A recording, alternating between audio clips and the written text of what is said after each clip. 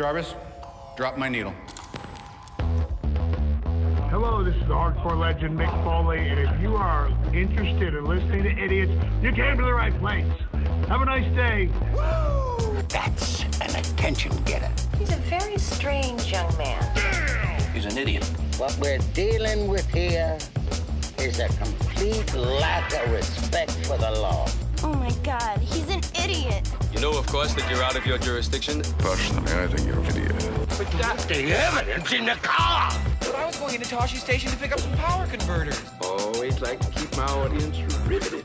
Greetings, ladies and gentlemen, friends and fiends, and welcome to Free Range Idiocy, the podcast about, well, everything, but mostly just the stuff we like. We are now into week 2 of our version of March Madness, and sure to be causing some sorts of controversy within the Star Wars community with our selections of characters from Region 1. Well, if you thought that stirred up some stuff, then buckle up, kids! Oh wait, there are no seatbelts in the Star Wars universe. I guess grab a hold of something bolted down, or your favorite Wookiee, and hang on tight, because we're diving into episodes 7 through 9, as well as Rogue One, and that favorite of all Star Wars fans, Solo. No? No? Too soon? Too soon. So join us for more deliberation in this episode 154, Region 2 of our Star Wars bracketology. I am your Uncle Todd, and with me, as always, is the man who has been internationally recognized as one of the foremost samplers of steak in the greater Chicago area. He has been my partner in idiocy for over 2 decades and is a huge proponent of the double-double. I give you the man they call Tim. I like a double-double for the drink and a double-double for the food. I know you do. As my text stream showed from Friday night. Guess what I had? I'm guessing bourbon and steak. I'm sending pictures of bottles. I'm sending pictures of probably owners of restaurants smiling next to the bottles. The man they call Tim was feeling no pain, as well as his left butt cheek.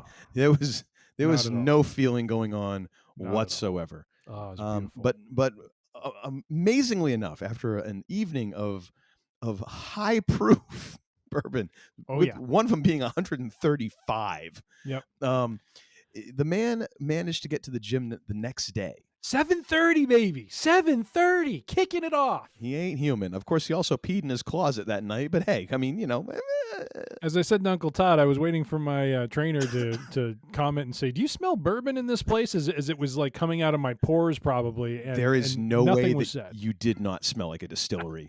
He was just too polite of a gentleman to not mention anything. Greetings. You smelled like a bar rag, is what you smelled like. Probably. Greetings and salutations, my friend. After all that, how are you? I'm doing pretty well. I am. What are you drinking tonight? This is Bernheim Wheated Whiskey from Kentucky. Nice. Doing well. The head cold is abating. It's still hanging around. As Teddy KGB would say, it's got alligator blood. It just won't leave. Like, it just keeps on rolling. But we're going to try and smoke it out with a little of this and then a NyQuil before I go to bed, and just hope that I wake up. Cheers. And that's about it. Just nice. Kind of bobbing along here in Maine without snow in winter. So 70 degrees today here in the greater Chicagoland area. So we got out for a couple walks and got up close to 60 here. Nice. Yeah, global warming. Kind of a polar bear on our doorstep pretty soon. I am drinking from Wisconsin, Driftless Glen, which I have to say has one of the nicer bottles. That is a very fine bottle. But this is the straight bourbon whiskey. They didn't put the label on very straight. What do you mean? No? No, that label looks like it's listing a little bit to the right. A little too much sampling on label day. Oh, I think you're right. I think I am. Well, sir, we've got a whole lot going on here, so we might as well just jump right into the Week in Geek. All right. The Week in Geek. Feels so funky. All right, ladies and gentlemen, this week's Week in Geek is going to be very Star Wars oriented. I think last week we were very Marvel oriented. This week we're going to be Star Wars oriented. All three of these articles from our good friends at screenrant.com, purveyors of all that is true and factual in the Star Wars universe. First up is a very interesting article. By the way, I've read none of these. I just want everyone to make sure they understand. Again, true to form, I have not read a single word of these. No, but this not even the titles, actually. This article is a theory on Ahsoka and really about Baylan Skoll's true quest. As we saw the character at the end of Ahsoka Season 1 standing on the outstretched arm of one of the Mortis gods. I believe it is the father from the Mortis gods. But what does it all mean? And this article talks about an interesting theory. When you look at Baylan Skoll and Shin Hati's names, they are very much in line with basically what are called, I'm not going to say this the right way, but two Jotnar, or as they put in parentheses, giant wolves from Norse mythology called Skoll and Hati. Oh. And if you follow Norse mythology, Skoll and Hati are essentially two beings who are locked in an endless chase with the celestial bodies, the sun and the moon, respectively. However, the interesting catch is they are essentially one of the triggers, or the trigger, for the Norse mythology apocalypse called Ragnarok. And what they do is once they catch their prey, are we getting an MCU crossover? No, not necessarily. Well, not necessarily. Wouldn't you love a Cate Blanchett appearance? Hello. She was so good in that. Oh my gosh. She was phenomenal. Just chewing scenery. It was amazing. Indeed. And so what this article is suggesting is that potentially Baylan and Shin have a mythological connection or a connection to these mythological wolves from Norse mythology. And really what the article is getting at is that whatever Baylan is pursuing and whatever Shin is pursuing they will achieve it potentially in Ahsoka, and the achieving of that goal could kick off Star Wars version of Ragnarok, whatever that means, which I don't know what that even means. But I thought it was kind of an interesting theory because it does have some interesting implications, which is if for example Baylan is enacting and again he's trying to break this cycle that seems to always happen between the rise of the Empire, the rise of the Republic, the rise of the Empire, the rise of the Republic. And if he enacts this apocalyptic event, then the implication is the Mortis gods, the Father, the Son, and the Daughter, are likely to be, the deities who suffer. And even though it appears they died in Clone Wars, their will is still, it seems, in action within the Star Wars universe. And so the thought is that his role is to essentially finally rid the universe of them, which would mean then that there would be no balance to the Force, because the Son is meant to represent, I believe, the dark side, the daughter, the light side, and the father balance. And so if you eliminate all three of those, there no longer is, that balance in the Force. What else does it say? The interesting part with Shin Hati, if you remember, is when we last left her, she was with that band of kind of roving band of thieves, which I do believe they have wolves as, part of their either what they ride or at least running with them. So I thought that was kind of an interesting, I hadn't noticed that when I watched it, but it kind of, again, lends itself to, are they leaning into the Norse mythology here of what these two characters are meant to, carry out. Oh yeah, it was wolves, because wasn't the wolf that, wasn't Ahsoka riding it? That was the wolf was chicken. Went running off. So. Yeah, basically. Yep. So the article goes on to say, maybe in this case, Baylan, Baylan and Shin are going to, impact the light and dark side of the Force. Baylan, the light side, Shin, the dark side. But all of it ultimately, really resulting in the Mortis gods being basically eliminated and essentially, destroying any sort of, balance in the Force, whatever repercussions that has in the Star Wars universe. So anyway, so I thought it was kind of an interesting article, an interesting take on, what could be, because for as much as we saw and heard from Baylan on what his purpose is, we didn't really get a very clear picture of where he's going. We just see him standing on this arm, looking out to this faraway land. Shin is kind of off doing something else. They're both basically stranded with Ahsoka on Peridia, and so it'll be kind of interesting, where this all goes next. But what are your thoughts on this idea of them being, in some ways, formed from Norse mythology and potentially being the two triggers for Star Wars's version of Ragnarok? Well, it fits right in with George Lucas being a big fan of the hero's journey and all that stuff, and fitting into archetypes and all that. It's interesting because I hadn't really thought about it from this standpoint until you had mentioned this. But one of the important things in writing, and in terms of writing for screen or writing a novel or whatever, is every character should or really has to want something. And that's what's driving them throughout. There's a desire, there's a want for something by that character. And really with Balin, it really wasn't pronounced. It was kind of hinted at, but you really realized after a while, like he really didn't tell you what he really wants. Mm-hmm. He was kind of telling you what he wanted in the moment or in the circumstances. So having that left as a big question mark really gives you a lot of room to roam in this next season and going forward and letting and exploring that idea. And this idea that, as Michael Caine would say, some men just want to watch the world burn. I mean, or in this case, the galaxy. Like he just really is one of those folks who's like, it would just be better off if this whole thing was just done with. Yeah.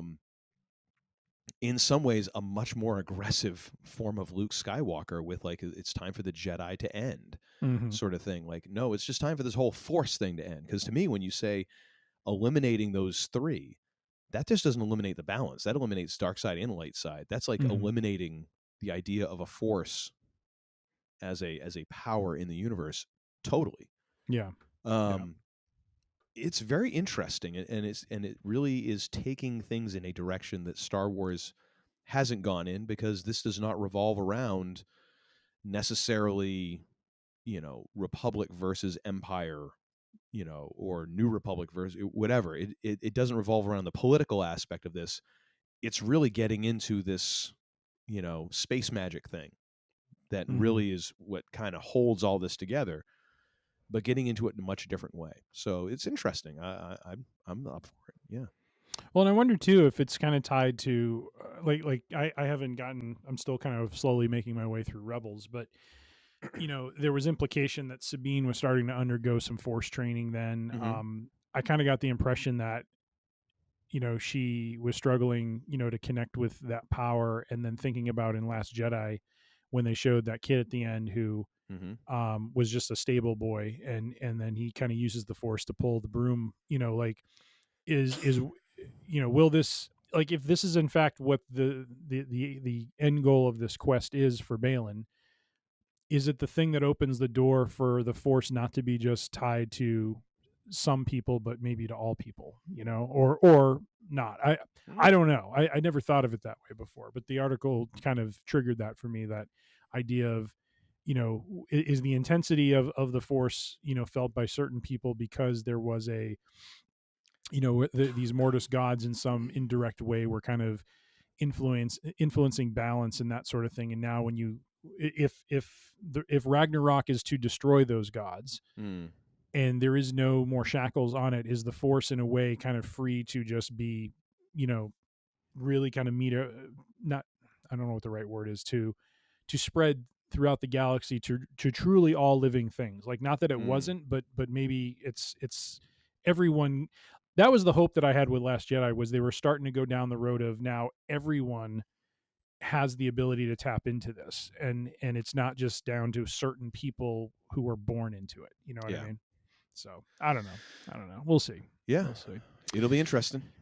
I'm mostly curious on who's going to play Balin next season. That one still hurts. I'm still pulling for what's his name? What's his name? Liev Schreiber.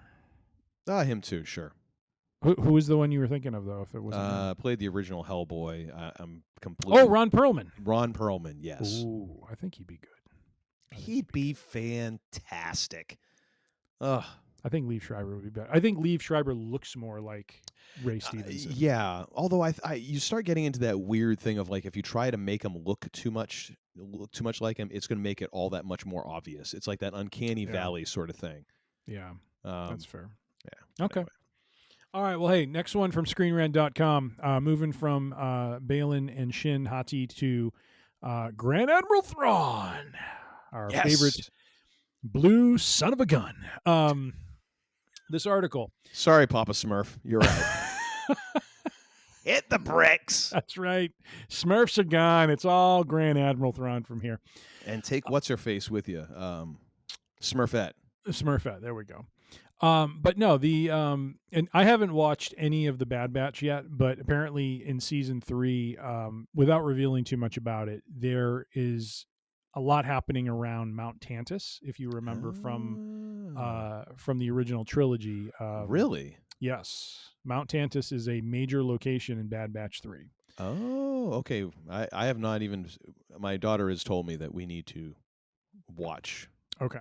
Some of this, but I have not. Should I not say too? Well, I have to kind of say too much because the article has it here. So I'm just going to roll through it. And sorry if I'm spoiling some things here, but this article has to do with how Bad Batch season 3 may have covertly kind of revealed a little bit of the genius behind why Thrawn ends up at Dathomir and not at Wayland where Mount Tantus is.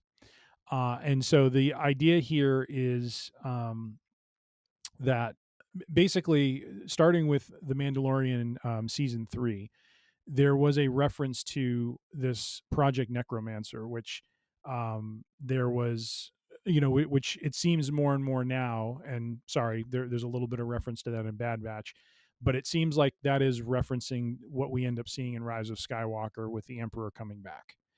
And so what this article is getting to is that, Thrawn going to Dathomir may not necessarily point to him not going to Mount Tantus, but more that, he's fulfilling an obligation to the Night Sisters, while also apparently on the galactic map, I didn't know this, Dathomir is very close to Wayland, which is where Mount Tantus is, which is where the home of Project Necromancer is. And so the idea is that we will see in the upcoming seasons or in upcoming, Star Wars content that involves Thrawn, that he may, in fact, connect back with Mount Tantus and really be one of the motivating factors behind keeping that program going, which would then allow, of course, the Emperor to, end up in the situation he does in Rise of Skywalker, where he is now inside of a new clone, and a Force-using clone at that. What else about this? It was talking about, Thrawn pushing that project forward. The interesting thing it gets into as well is the fact that him being on Dathomir and with Ezra Bridger having jumped with the ship back into the, kind of the Star Wars universe we know, and knowing that Thrawn is in Dathomir, that it actually provides a little indirection now, because even though Bridger goes back to the Rebels or to the New Republic and will most likely inform them what's going on, Thrawn is back and here is where he is.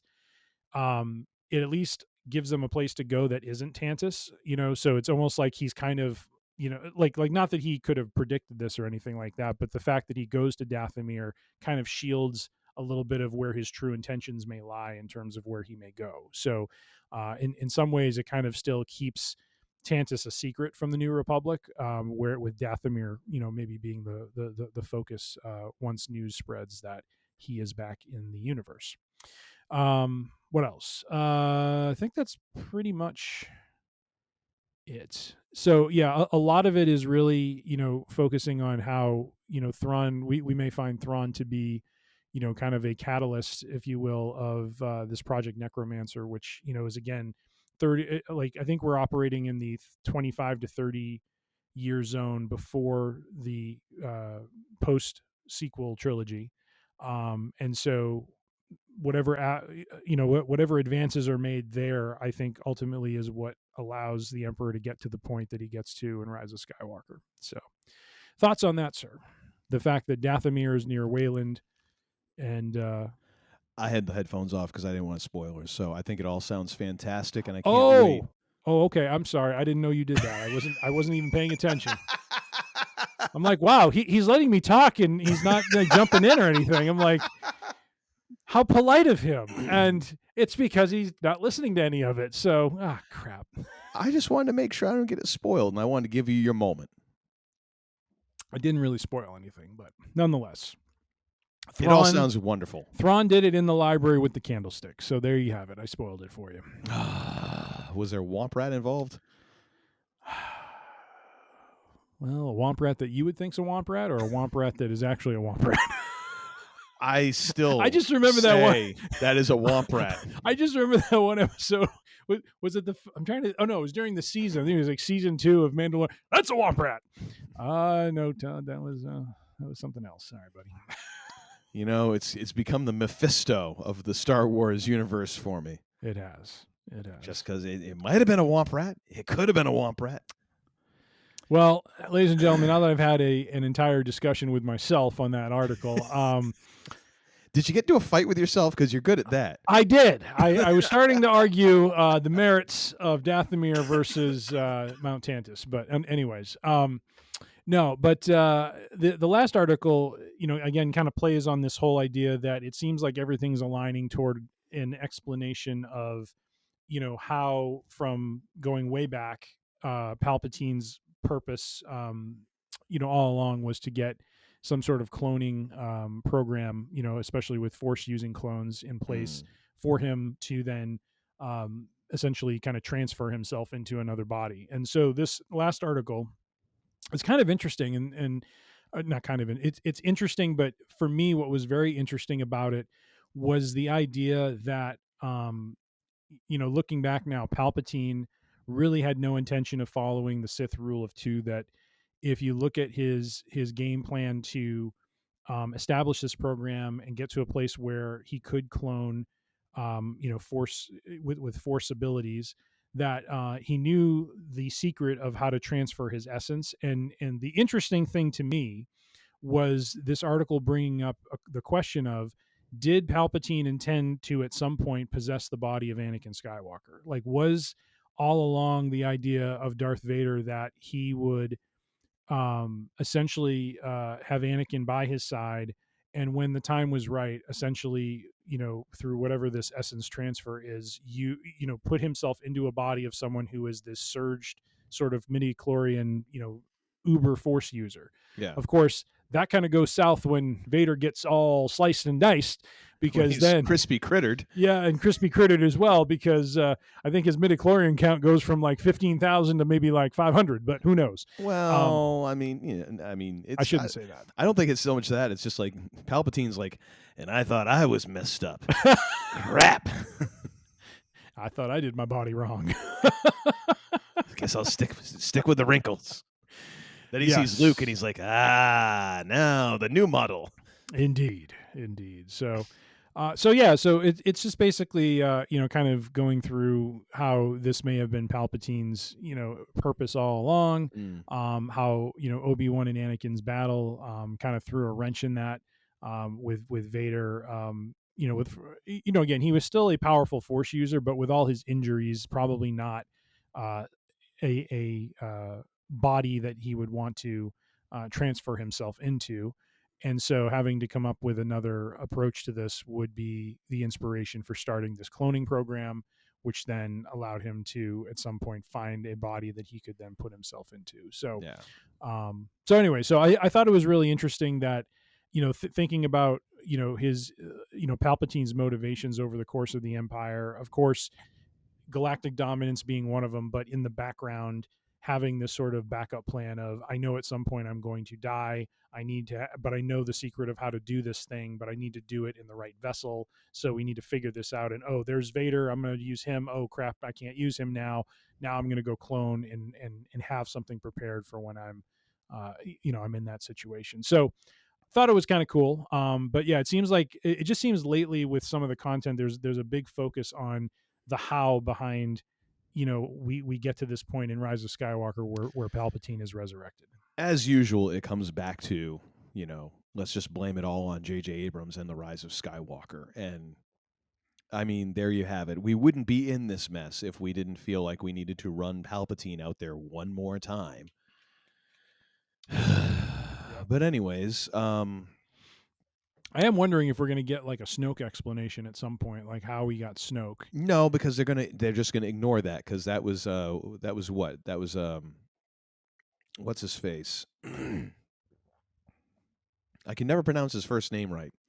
I was wondering. Kylo? No, the director for Last Jedi. Rian Johnson. Rian Johnson. I always wanted to say Ryan. We're just ignoring that. Yeah. Completely. I'm surprised they just didn't have that as described as like a fever dream or something. No, we couldn't do that. The Holdo maneuver. Oh God. Yeah, like just totally. And that's like one of the worst things, is because it's like almost they're actively trying to crap on that movie. Yeah. And it's like, dude, you wish your movie was that movie. And even though, there's nits to pick. Mm-hmm. Terrible by comparison. But yeah, the thing that is again, it's all retrofitting and trying to fit around that, and that's the one thing that is just terrible, is just because of this one terribly stupid, misguided, trying to course correct back, and now you've got to use all these things to retool and explain this ridiculous, stupid thing in the first place. Yeah, that's what's kind of aggravating, I guess. Yeah.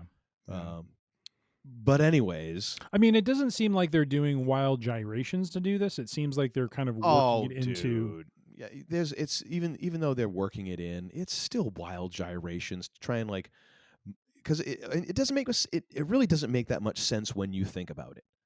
Because if you can clone yourself, and why doesn't he just clone himself and become another emperor?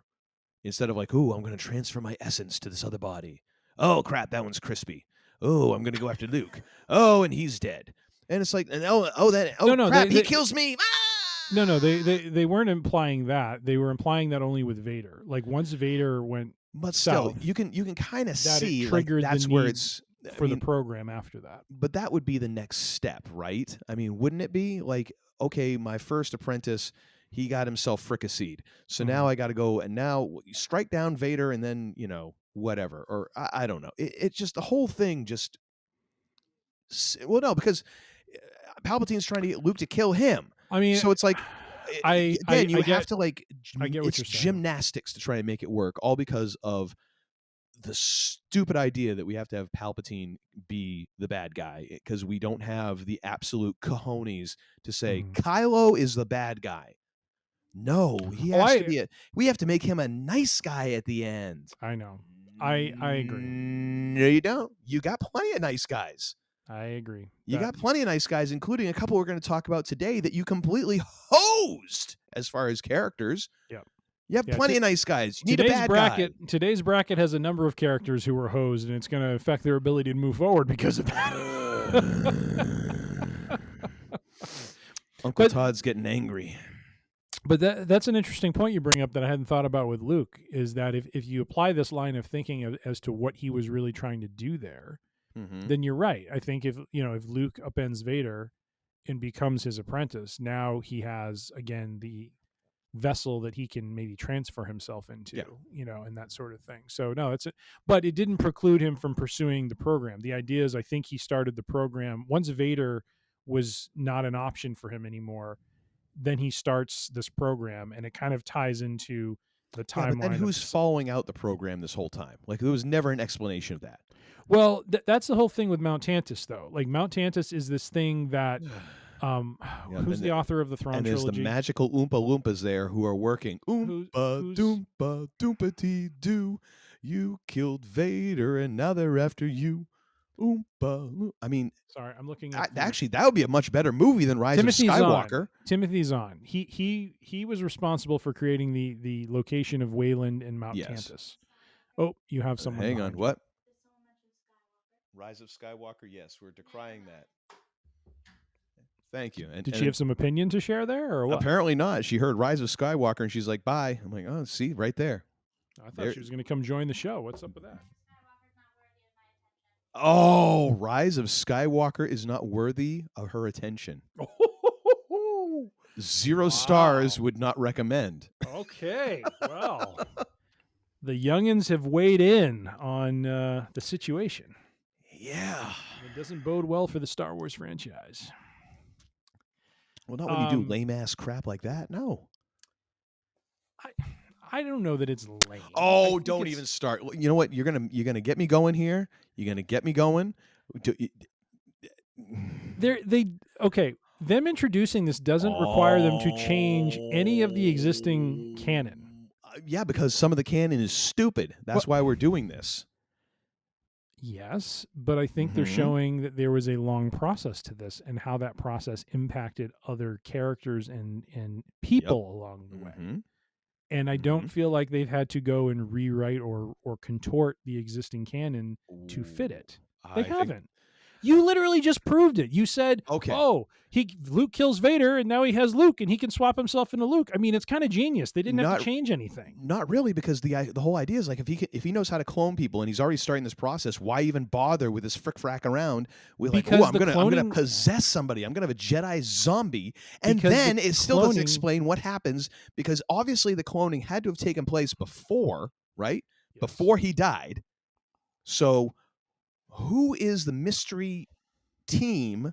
Again, are we talking about like Sith Oompa Loompas? Or who is doing this for the, 20 some odd years until finally we wind up with like broke-ass Palpatine who shows up and he's like a shadow of himself? Who doing it?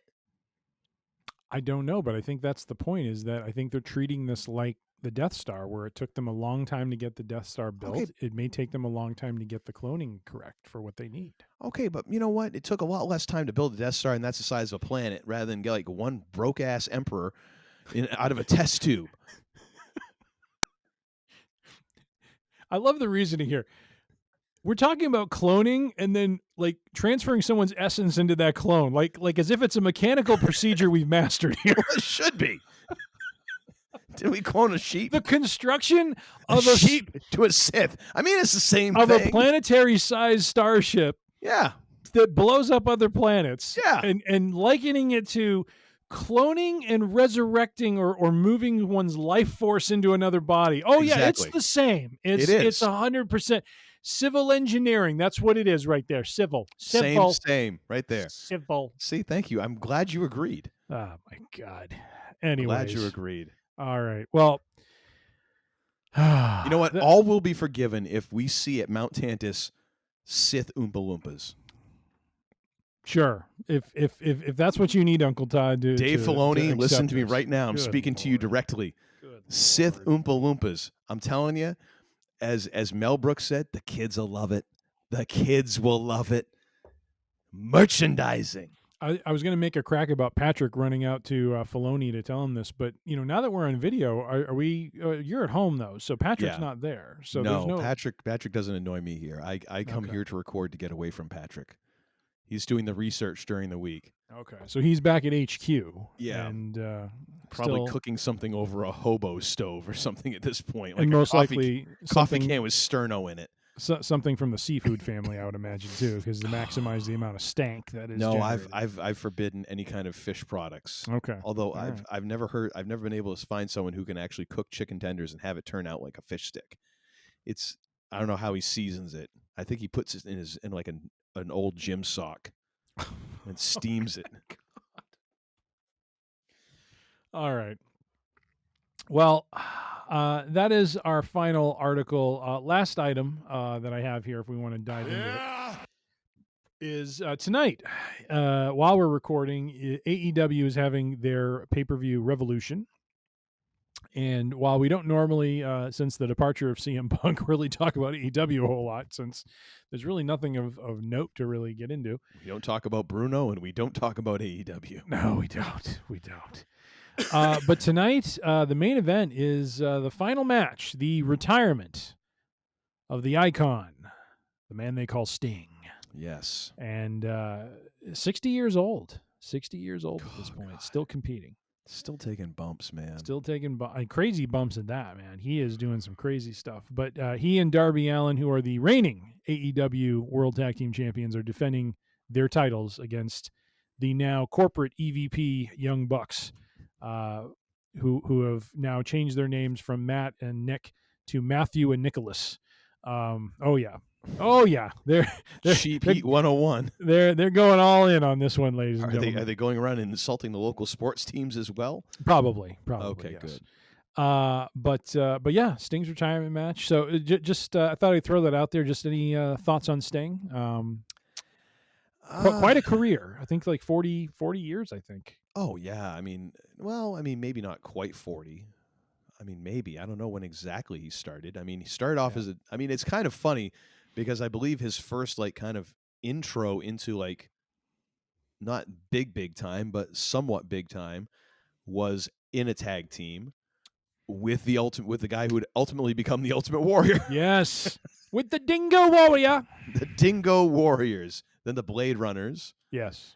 Yes. No, I mean, dude has had one hell of a career and is the guy. I mean, I really hope that they don't go with the obvious thing and have Darby Allin turn on him tonight, because that would be the most Sting thing ever, because that is what happens to his character over and over and over again. His best friend turns on him and he never sees it coming every single time. You got to post the link in the show notes to a couple things. One is Sting and RoboCop. Oh, that was horrible. That was horrible. That was from WCW. The other one, the one that we were laughing at not too long ago, when Sting gets thrown out of the Horseman, just Terry Funk's introduction to that whole thing was just. Oh yeah, Terry Funk in a tuxedo with the tuxedo tucked into the cowboy boots. Yes. Who thought that was a good idea? If I know what's big in 1991, what's big is WCW. Oh my God! Yeah, no, he was not. That was not his best thing. Although there was one thing totally off topic. Yeah, but I saw this video of Haku. Oh yes, Haku reacting to the intro of the Shockmaster because he had never seen it before. I don't think I've ever seen Haku laugh. Oh no, and he was gut laughing. Oh my gosh, was he laughing hard? That was hysterical. Still be laughing right now. It's amazing he's never seen that before too, being in the business like that. Yeah, one of those guys. That's crazy. And I think there was actually a video. It might have been Sting talking about Haku or Meng, as he was called then, and just like how he was the guy that nobody wanted to fight. Yep. He was the guy who scared everybody. Yep. And they and apparently that was like Andre, one of the only people Andre the Giant was afraid of was Haku. Yeah. Yep. Jeez. And then later on we learned why, because man, that hair got crazy toward the end there. I mean, as far as Sting goes, like I never watched him that much. He was always WCW guy. Yeah. And I never saw that much of him. I think the Crow Sting was definitely a good way for his character. I mean, he's been feeding off that gimmick for the past 25 some odd years. Mm-hmm. I mean, obviously, hell of a worker. People love him. I really have never watched that much of him. But obviously, you don't stay in the business that long without being able to draw money and to be someone that. So I mean, good for him, man. The only thing is, when I see guys who are in the business that long, I cringe a little bit, because I'm like, we've seen what guys who take care of themselves look like, and then you see the guys who are reckless and what they look like, and like, dude, what are you doing? Like, please tell me you kept some of the money, so you can get out of this and be able to move around. But right. Yeah, I mean, good for him, and hopefully good for him getting out and being able to enjoy his retirement and not trying to pull a Ric Flair. And even though you almost died twice in your last match, you want to go back and do another one. Yeah, let's hope it's not that. Yeah. No, for me, Sting, was always the WCW mainstay. His conversion to Crow Sting was kind of a. It was really at a very interesting time with the NWO, and it did amazing did amazing things for him, as far as, his star power and his recognition, not only within the wrestling industry, but beyond it. He just became kind of that rogue character, and it was very different from what he was in the, late 80s, early 90s, when he was more of the, surfer Sting. Yeah. But that's, yeah. And that's what stuck. And then during the 2000s, when he was in TNA Impact, and, he had his run as, like that's where he was experimenting with different sides of his acting ability, where he did like Joker Sting, which was absolutely hysterical. If you've ever seen that, I mean, he was so funny when he was doing like Joker Sting, just so over the top and just so nutty. It was great to see him, in WWE. Unfortunately, I feel like they screwed the pooch when it came to booking him in WrestleMania. Like they did that with every WCW guy. They only brought him in just so they could, except for Goldberg. I think, except for the worst worker out of all of them.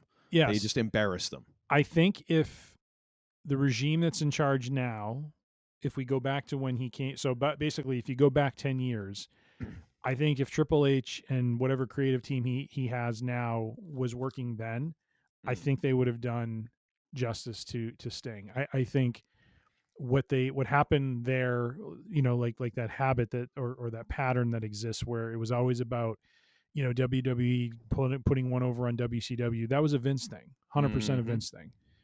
That sort of stuff, like, and we saw it at the Royal Rumble. I mean, we saw them actually feature a star from a different promotion in the Royal Rumble this year.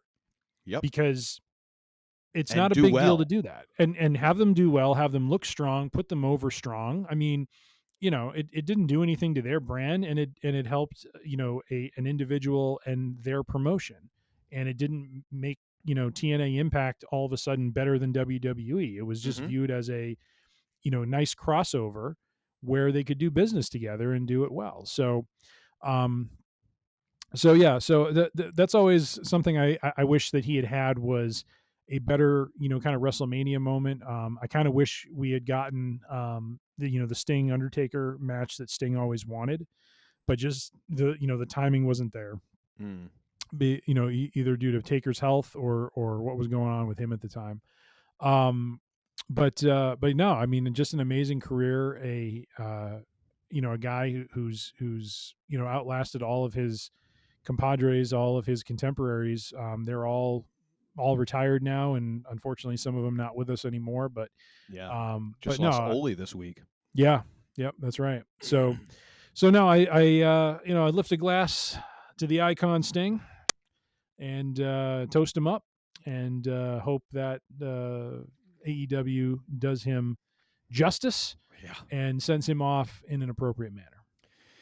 Yeah, and having said that, Doink the Clown will come out and hit him with a chair or something. Probably. Well, that, my friends, is a Sting, Palpatine, Project Necromancer, Thrawn, Balin Skull, Shanhati week in Geek. That's it. Well, thank you, sir, for all of that sleuthing and searching across the interwebs. Yes. We are now going to get into Region 2 of our Star Wars character brackets. Red 2. And don't you start, dude. Hey, do you want to do the Red 4 real quick?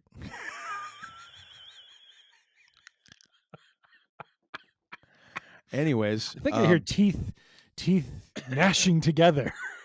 Yes, they'll be ripping of clothing and gnashing of teeth. The book's right here. I can hit a couple questions real quick if you want. You know what The Rock always says? You take that book and shine it up real nice.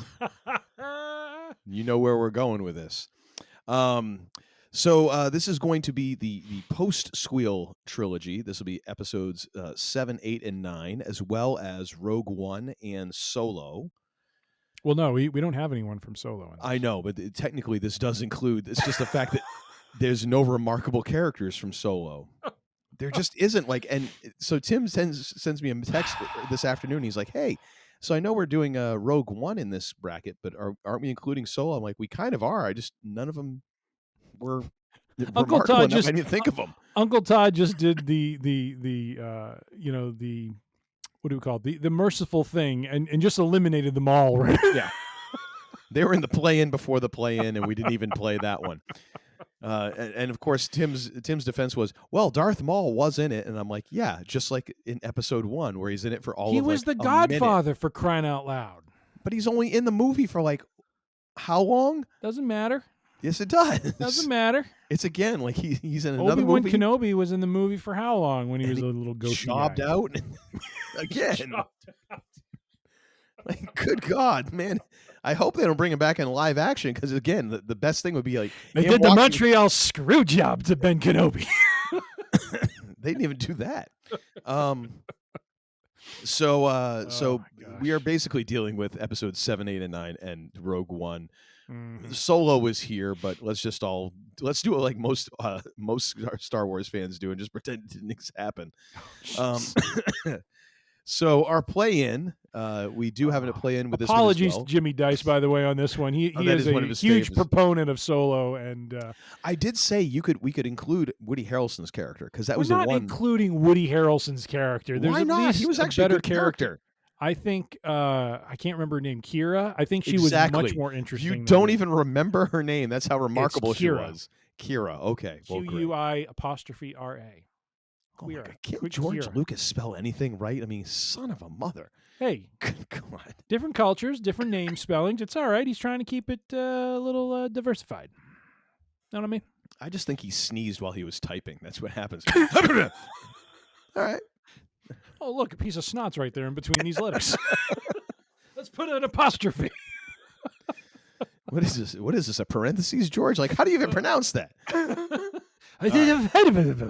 Exactly. So we have 8 players in a 8 characters in a play-in here. Players. 8 players. But Players? Oh, the 121's kicking in, baby. Here we go. Whoa, hold up, player. Hold on, player. Where's Teddy Long when we need him? All right. So Lord. I'll handle the play in here and give the man they call Tim a few minutes here to clear his mind. First play in is going to be General Hux versus Galen Erso, and then Captain Phasma versus Vice Admiral Holdo. So who do you got in between Hux and Erso? This one's easy, Galen. Really? And here's the reason why. The problem, and this is going to be a common theme throughout this, the problem with advancing Hux for me is Hux in some ways was jobbed out in Last Jedi and Rise of Skywalker. He went from being, he was framed so nicely in Episode 7 as this, I mean, there was nothing deadly about him, but there was something about the visage of him in front of all those soldiers giving that speech as they shot the super weapon and took out whatever the capital was. It wasn't Coruscant. It was something else. But just that he seemed like he was going to be in the way that Kylo Ren was now the new evil from a Force perspective. He was going to be the new, evil for this new remnant of the Empire. And we get in Last Jedi comedy with him, which continues into Rise of Skywalker, and it to me it was just such a disservice to the character. I thought they could have done more with him, and this is going to be the theme with 7, 8, and 9. There could have been more done with some of these characters, and instead they end up getting jobbed out in these like weird comic relief ways, which is just like, what the heck, So the problem I have with advancing him over Erso is I just feel like Galen Erso, his character, the impact that he had, being really the architect of the Death Star super weapon, the fact that he was the one who is like his character is used to explain why there was the vulnerability that they were able to leverage in Episode 4.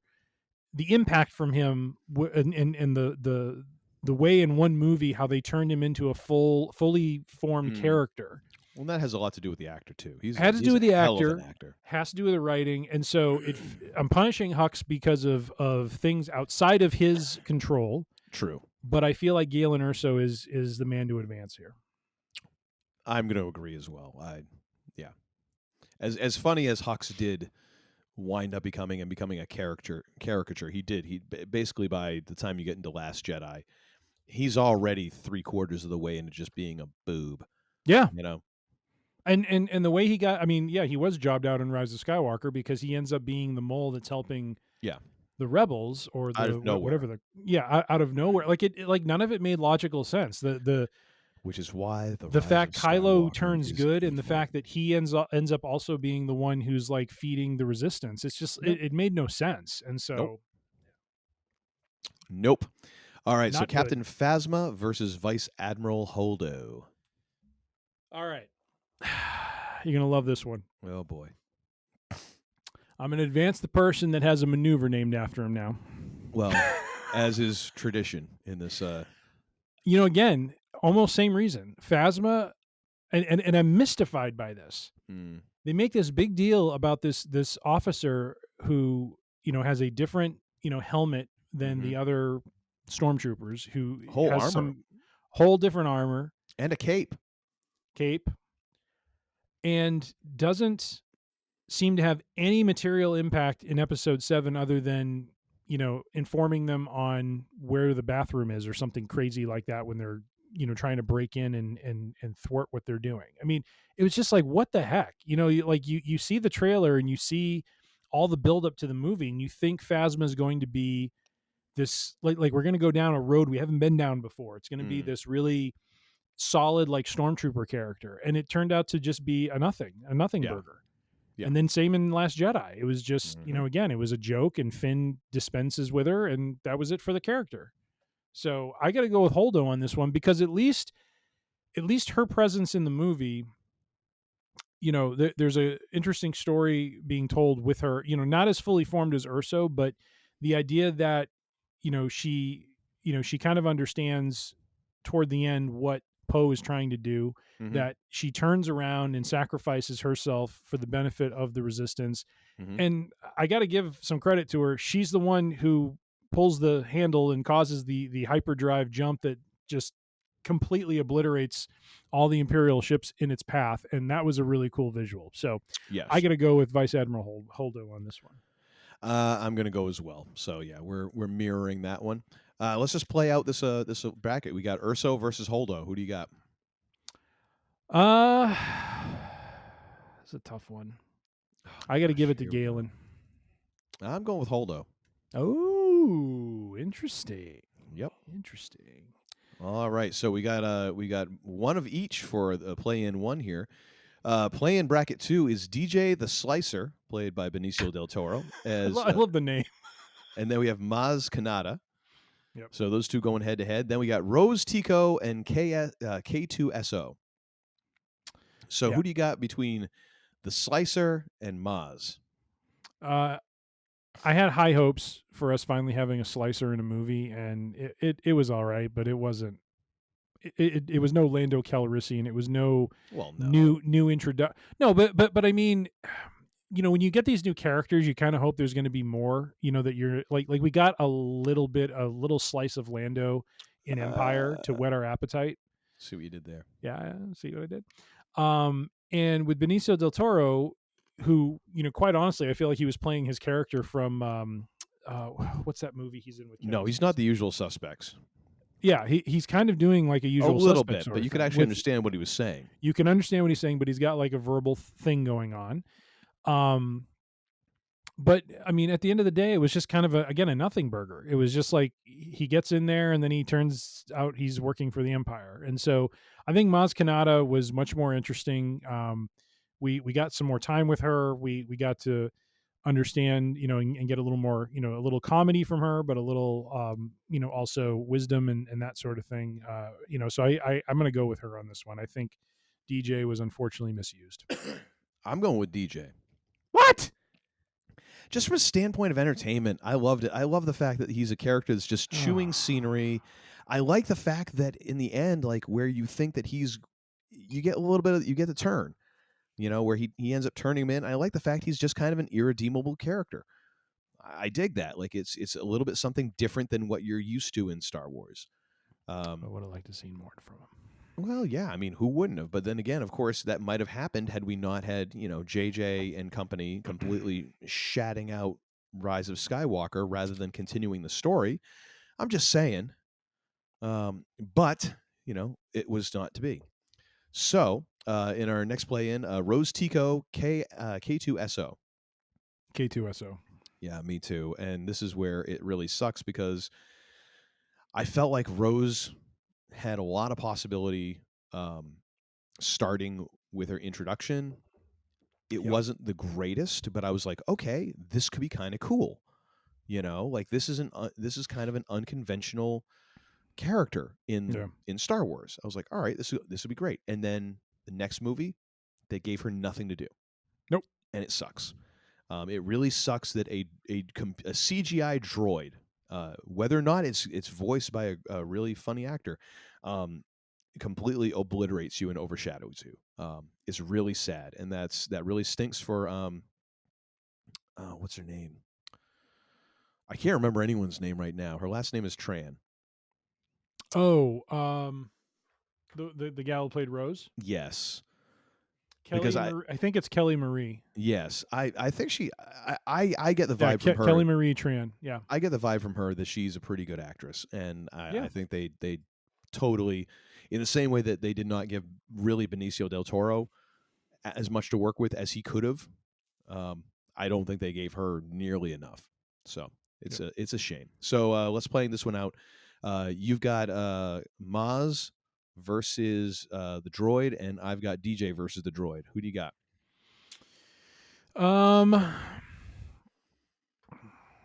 Let's see. I got to go with K2SO. Yeah. I think the character for a droid character ended up being way more impactful than even Maz. I feel like Maz had a good chunk of scene, a good opportunity to chew scenery in a couple of the movies.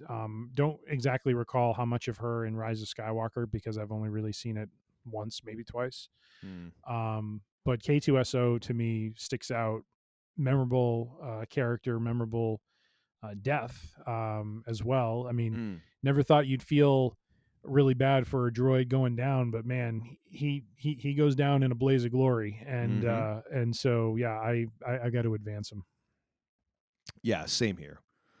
I would love to go with Benicio's character just because I think Benicio del Toro is just a cool cat, but not quite enough to merit going over the droid who had the heroic end. And let's face it, I mean, good God, was there a bad character in Rogue One? I don't think so, honestly. I mean, the closest you can come to it is maybe Tarkin. And that's just because it was. Borgullet! Oh, hell no. Borgullet was terrific. How did it was Borgullet? It was very close to yeah. Anyways. Borgullet. Tell the truth to Borgullet. Borgullet really should have been on this. I know. I was kind of surprised we didn't have him on here, at least in the play-in too, to see if we can get him into the actual field of 16. I would have been. The problem is if I put him in there, he would have been in my final two, and I just can't. Borgullet versus like Jyn Erso or something, and I just can't do that.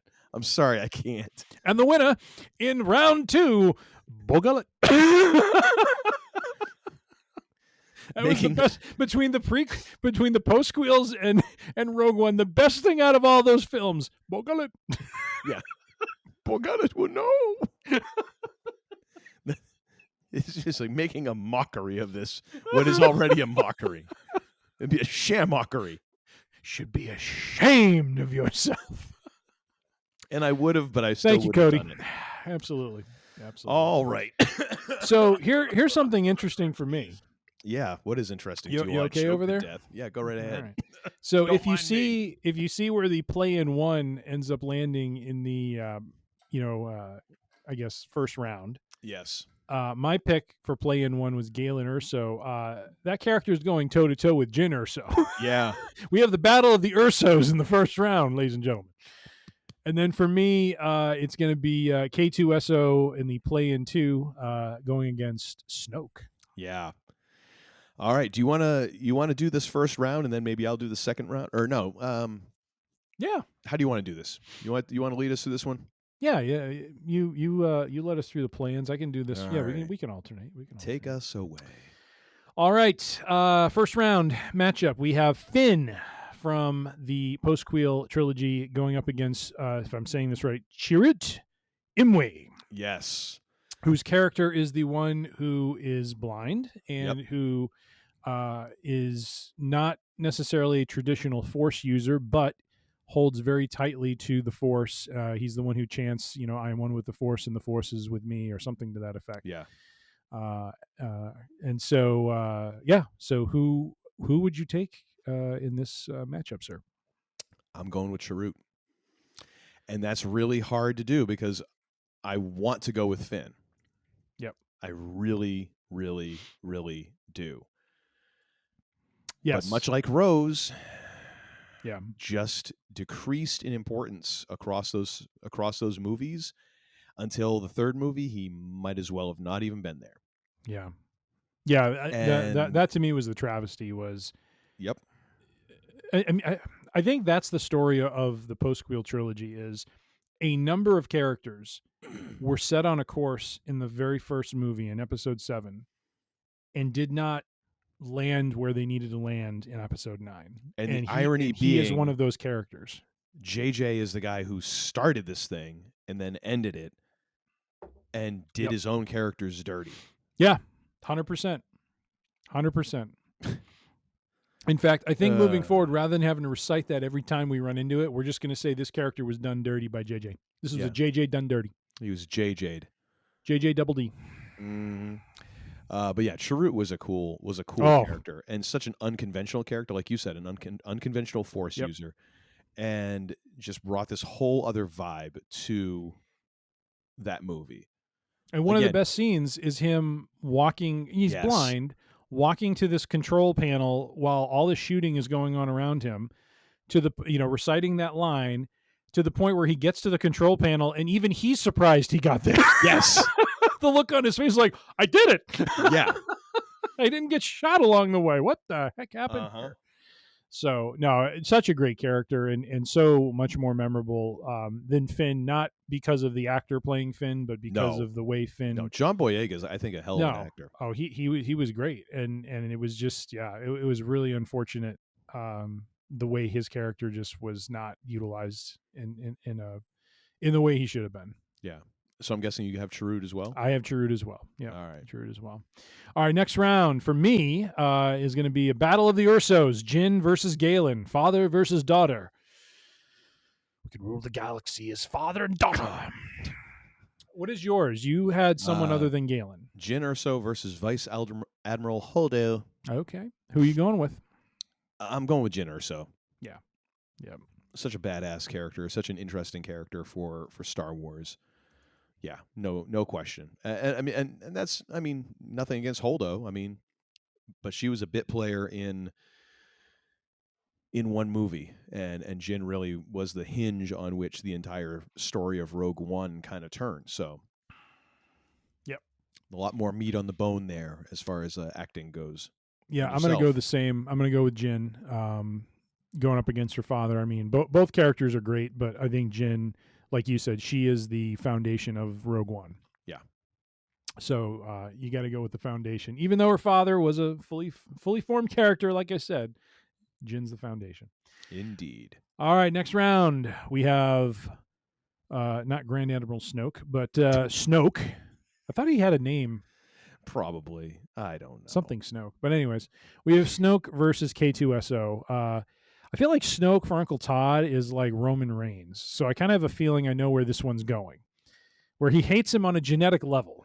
And so he must go against him. He's just unreasonably tall. That's the other thing that pisses me off. Just very tall. Right. Us short guys just don't like that. No. So who are you going with, man? K2SO. K2SO. Supreme Leader Snoke. That was it. Yes, Supreme Leader Snoke. That's right. And the part of that is like I appreciate the character Snoke in episode 7. It felt very weird to have him jobbed out like he was, but again, if you're then leading to Kylo Ren becoming the big bad in episode 9, totally makes sense and totally elevates what that character was. The fact that you then show other, baby Snokes in test tubes when you get, test tube Palpatine kind of takes him down a notch or two, because now it's just like, well, this is the one that happened to make it out. And that kind of sucks. So yeah, I'll take the droid. Thank you very much. All right, I'm going to go with K2SO as well. Snoke, even though I appreciated the fact that they took out what was essentially I viewed him as kind of an Emperor stand-in, in 7 and then in 8. So it was a surprise to me when he got killed. Yes. I was not expecting him to get taken out, but I appreciated them doing that because it was different. It was something that was taking the story in a different direction, but unfortunately, I don't think the promise that I was hoping for with that different direction ever materialized. Well, the different direction just happened to lead to a cesspool. That was the main problem. All right, so we both went with K2SO on this one. So next one we have Baze Malbus, who I had to look this one up, but is essentially the heavily armored. Yeah, he's got the Jesse Ventura gun from Predator, but he's paired up with Chirrut Imwe on. Oh God, my brain is not working. What is the planet they're on when they go see Saw Gerrera? Jeddah. Thank you. So he is the one who is paired with Chirrut, or the two of them are kind of a package deal and are always together. And they have a very heartbreaking sort of end, as well as that entire, squad goes down by the end of the movie. But such a funny character as well. He was kind of the comic relief, if you will. Well, comic relief, but also it was very interesting watching like the making of, parts of Rogue One. And kind of understanding, like, for him, what a big deal that was. Because, I mean, this is a dude who's in this movie, and he says, like, what a big deal it was because, like, for me to be in this movie with a very thick accent like mine. Yeah. And realizing what that means in a representation sort of way. In the same way as like when there's, I mean, let's be honest, there have been far more women roles in Star Wars since, the original trilogy, where it was essentially, Leia and Mon Mothma for about 10 minutes, if that, actually. Yeah. For then having black characters, but just anyone being, and it's how important it is. And I was talking with my wife about this, about something completely different, but just how powerful that can be for someone in an audience to go and see someone on stage or on a screen and go, hey, that's kind of me. Like, it might not exactly be me, but that's a lot closer than what I normally see. And how that can bring people into music, a story, whatever, and how important that was. And I thought that was really cool, like, for him to bring that up, especially for, because I mean, let's face it, white kid from New England, like I've seen myself on the screen so many times. Let's like literally because you look like Ethan Hawke. Well, yeah, that too. It's so weird how we've aged the same too. That is really weird, because I'm like, at some point, like, his Hollywood money is going to pay for some surgery or something. Like, no, it kind of like we've kind of hung the same. Maybe you're one of his clones and he's going to transfer his essence into you. I don't need that kind of pressure. Anyways, maybe in which case, don't forget me when you hit the big time. Maybe I'll get a weekend at the beach house as myself first. This one was tough though, because I really wanted to go for Baze. Well, I don't think we said who was going up against. Oh, so it's we Baze didn't? Malbus against General Leia Organa. Go ahead. Yeah, and I really wanted to go for Baze in this because I love that character. Yeah, because he really, I like that kind of reluctant hero. And also kind of that nihilistic world weary, like, we're probably all gonna die, but what the hell, sort of, something about that. I'm just like, that was great. But I mean, good God, I mean, I'm gonna go against Leia here because I really felt like there was a lot of depth for her character in these movies. Yeah. Excuse me. And I feel like we kind of all got a little bit shortchanged with the fact that we didn't get Leia in Episode 9, which was supposed to be really her movie. Yep. But so I'm going to go with General Leia Organa just because she really has an outsized impact on that, and you kind of get to see now her as a different type of leader than what she was. So I unfortunately, Baze kind of does the job here. Yep. Yeah, And you? I would agree. I'm going to go with General Leia Organa for the same reasons. Yeah. So, all right, next matchup is okay. Here we go. We're getting to the big time. Rey versus Poe Dameron, and this one's hard because there really isn't a done dirty on this one. Like Rey was a great character. First, I shouldn't say first. Next to Leia, probably one of the premier, female protagonists that was able to really break out. And not, when I saw these movies, I didn't see Rey as needing anyone to kind of help, elevate her. Like, I feel like Daisy Ridley brought that character to where it needed to be in all three movies and did a great job with it. I think they cast her very, very well. And then Oscar Isaac as Poe Dameron. I really enjoyed him across the three movies. He was so good, just so good. He had that level of Han Solo cool. Yes, and that comes from the actor, and that whole like I am, like just that Harrison Ford sort of like I'm Harrison Ford and you're not. Yep. That totally. So, having said all of that, I'm going to have to go with Rey on this one because I feel like, her character was a stronger character. It's not by much. I mean, they both were really good. It would have been great if Finn could have, as we said, be that third leg, kind of in a way, make them the new, triple threat, if you will. If you think of like Han, Leia, and Luke, now we have Rey, Poe, and Finn. But unfortunately, it was really just Rey and Poe that came out seeming like strong, fully realized characters. But I'm going to go with Rey on this one. Yeah, I waffled on this one a little bit, and usually these are like very easy for me, like boom, boom, boom, boom. I went back and forth on this one. I went with Rey as well.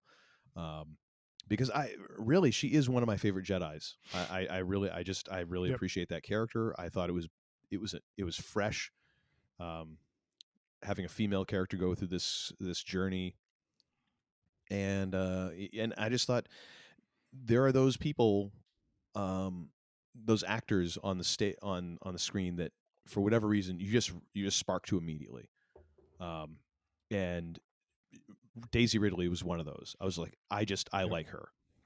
As soon as I saw the movie, I'm like, yep, I like her. I dig her. It's going to take a lot for me to turn on her, and I did. So I'm going to go with Rey as well. Nice. All right, next matchup is this is a tough one. Yeah, Cassian Andor, not against Han, but Old Man Han. Yeah, Old Man Han Solo. Old Get Man off my Solo. front yard, you kids. Yeah. I mean, this is a tough one because Harrison Ford coming back for this one was just totally playing with house money, and he finally got to take Han out the way that he really wanted to.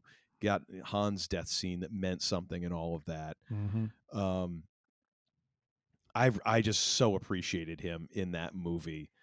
And it gives me a little chill that first time that like they're on the Millennium Falcon and him and Chewie come up through the door. Yeah.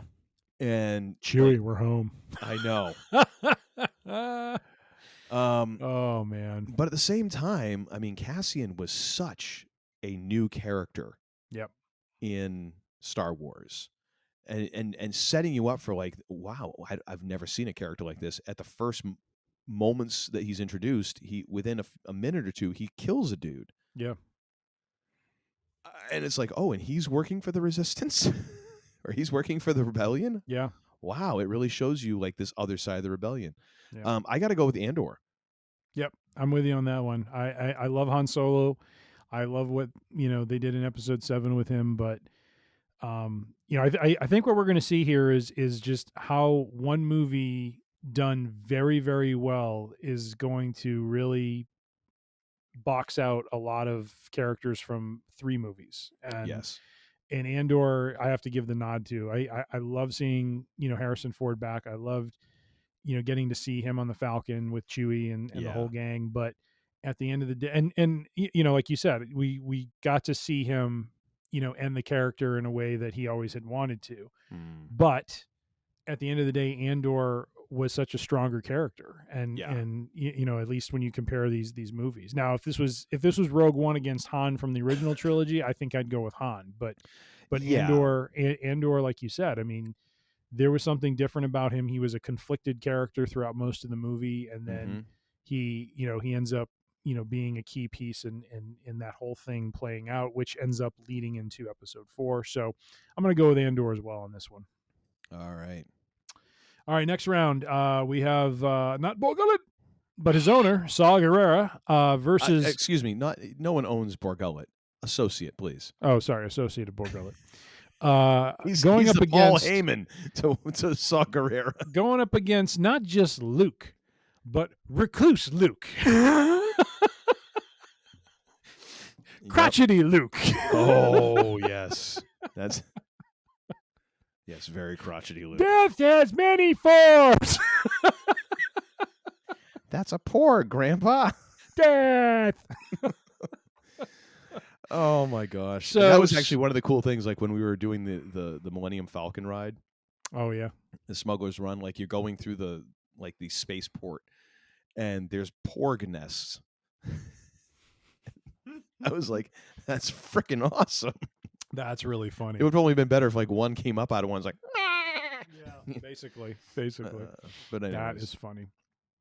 So I'll go first on this one. So Saw Gerrera, Recluse Luke. I mean, first of all, Forrest Whitaker. What more can you say about that sort of casting? I mean, that the dream.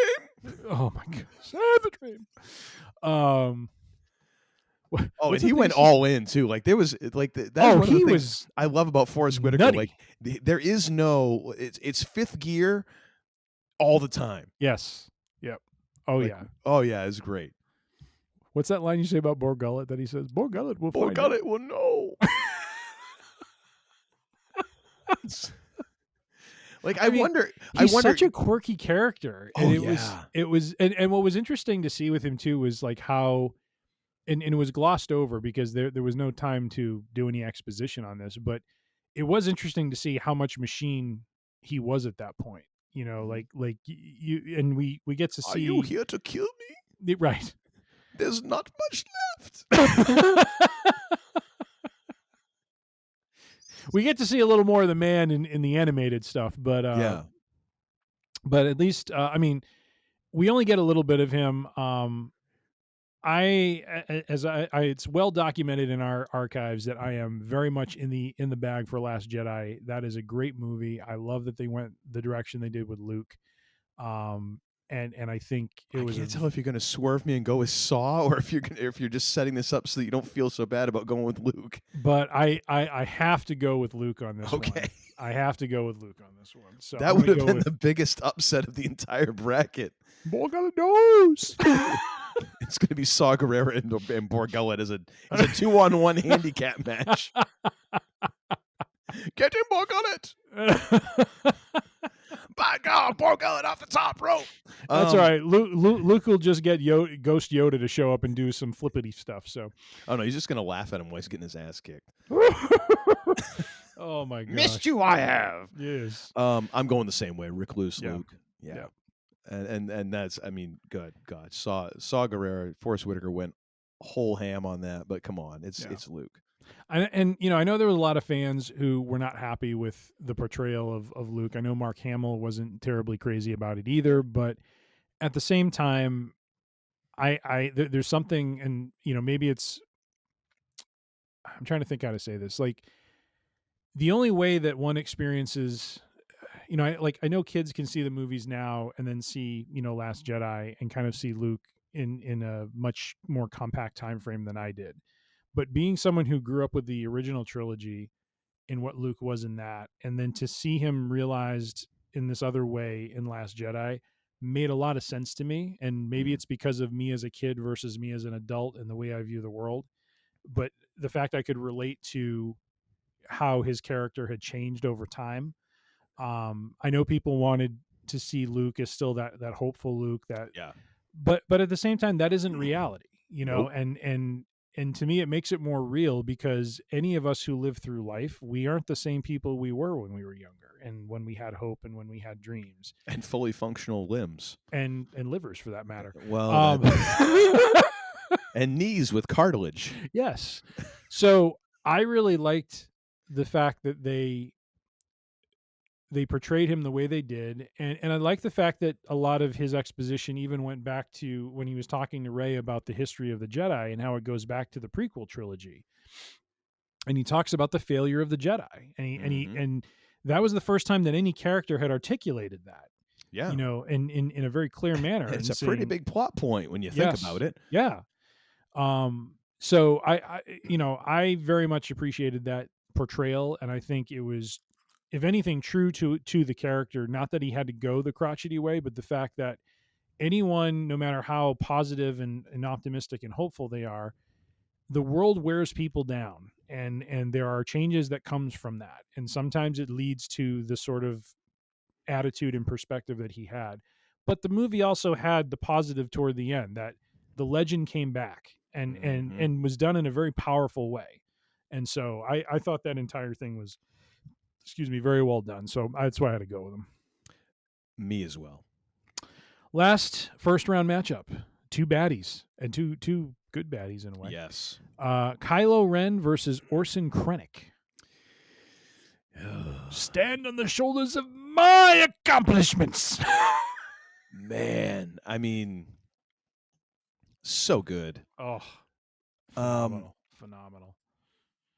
Unfortunately, as much as I want to go with Krennic, I have to go with Kylo Ren.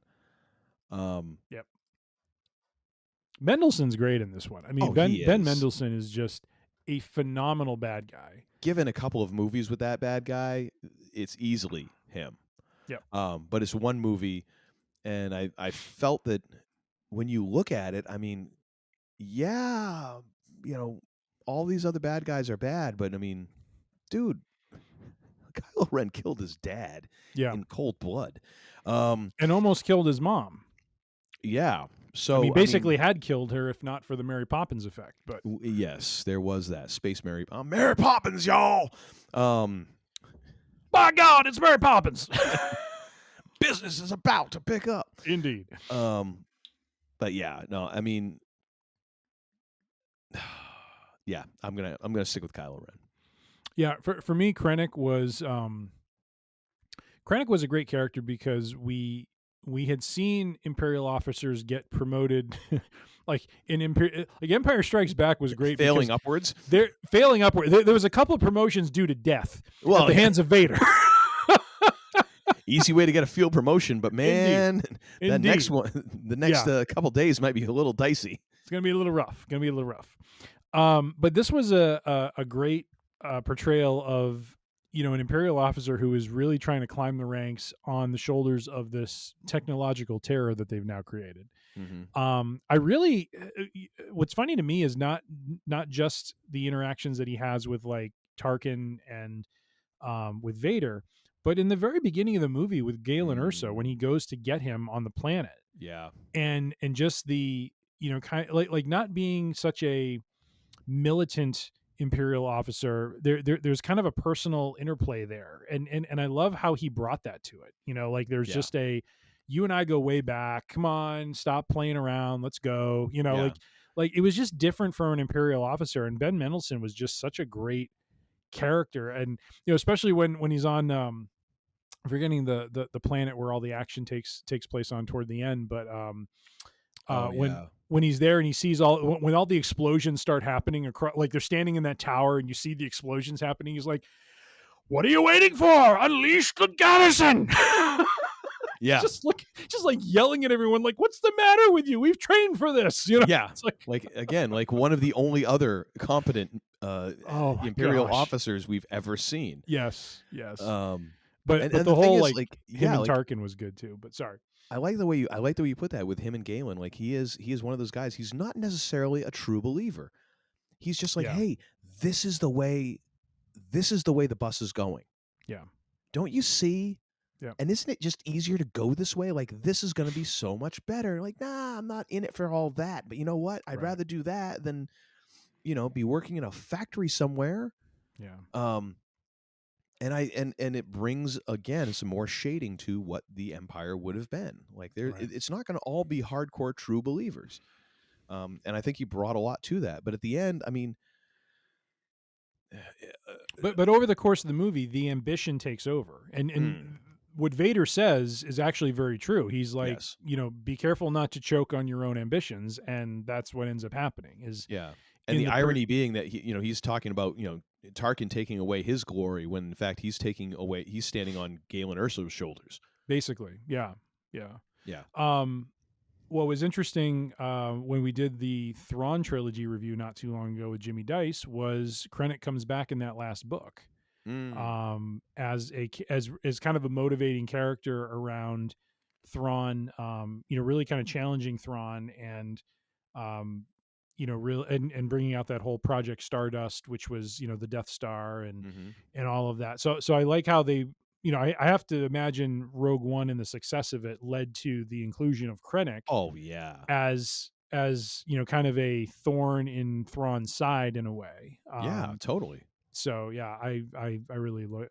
So all that to say, I went with Kylo Ren as well because I haven't talked a whole lot about Kylo, but it's mainly because Krennic. I feel all that needs to be said because that character was really well done.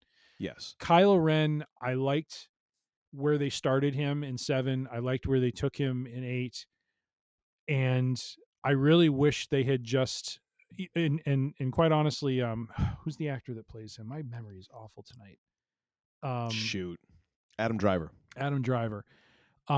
We should have these tabs open. I'll have to send you if I can find it, I'll have to send you the clip from the interview that was on Instagram I remember seeing, but he said the original intention, as far as he knew, of Kylo Ren from the beginning of the trilogy was that he was going to be the reverse of Darth Vader. It wasn't going to be a strong evil that ends up getting weaker and turning, good.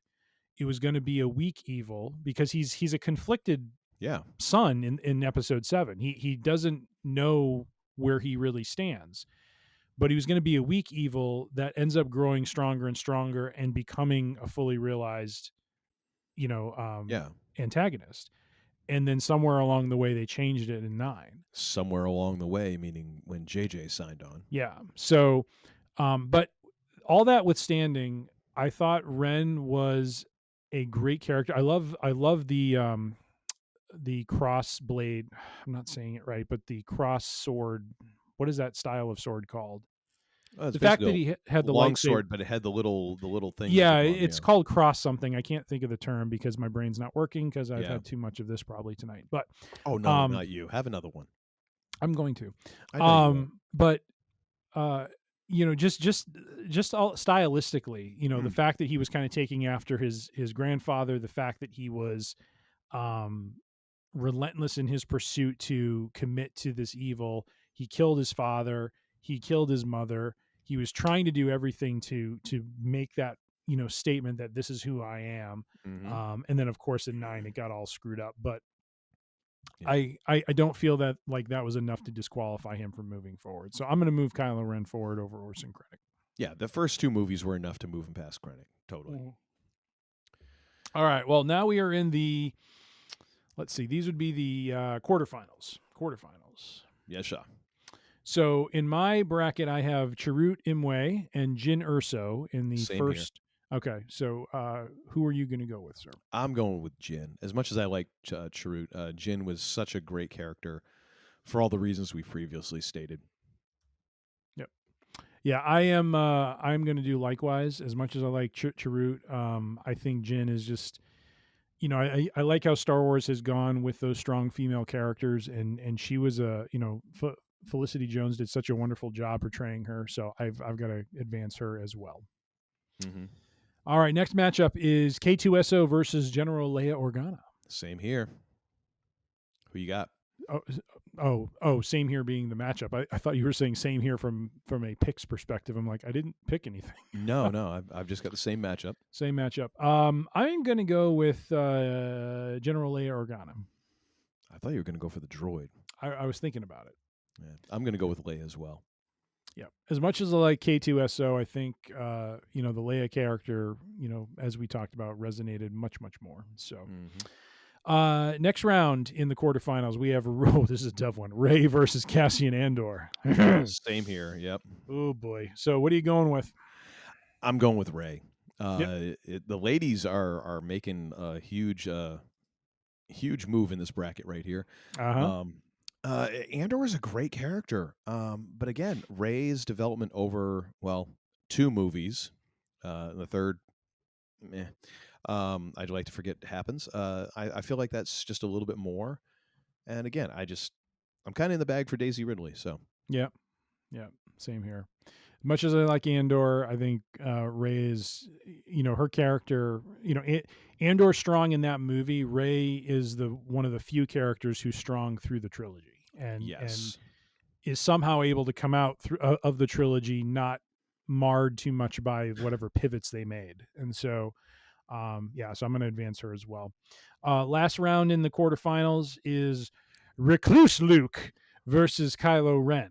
A little bit of a rematch from the episode 8 beating that took place. Sure. Yeah, right. So what are you going with, man? I'm going with Recluse Luke. Ooh, really? Yep. Going with Recluse Luke. You? I am actually going to go with Kylo Ren. Heresy. As much as I like the Luke portrayal, I thought Kylo... Dead. I thought Kylo was dead. A very good villainous character, even though he had a very weird turn in 9. So, unlike in episode 8, this time Kylo comes out on top. Dead. Do you want to introduce the semifinals, sir? All righty. I believe we have Jyn Erso and General Leia Organa for both of us here. So it is. That would be correct. It is late night here in this part of the bracket. I'm going with Jyn. Really? I am. Yep. Wow. Yep. Great character. I mean, and as good as Leia was, Jyn is a powerhouse character in that one movie. Yeah. And that kind of just to me. She's got a couple strong speeches in that movie. You know what I mean? Oh yeah. Yeah. To Saw Gerrera, to trying to think who else. So when she's trying to convince him to go on the mission. Well, to the rebellion as well. But I thought she might have had something with Krennic, but I couldn't remember. I don't think so. I could be wrong though. Yeah, I don't know. Yeah, because that's more of a gun battle when they're at that base. Yeah. I'm actually going to go the same. I thought you were going to... I was surprised because I thought you were going to go Leia on this one. I'm going Jyn. As much as I like Leia in the post-trilogy, just Jyn Erso as an original character, gritty, just, a lot of heart, and, really just that whole story was just phenomenal with her. Mm-hmm. And even though it came to a sacrificial end, it was just well done, and so I will advance her to the finals. All right. Well, in the second half of our finals here, we've got Rey versus Recluse Luke. Who you got, sir? Well, I have Rey versus Kylo. That's right. I forgot that you went different on that one. In a rematch from episode 8 and episode 9. And so who do you got?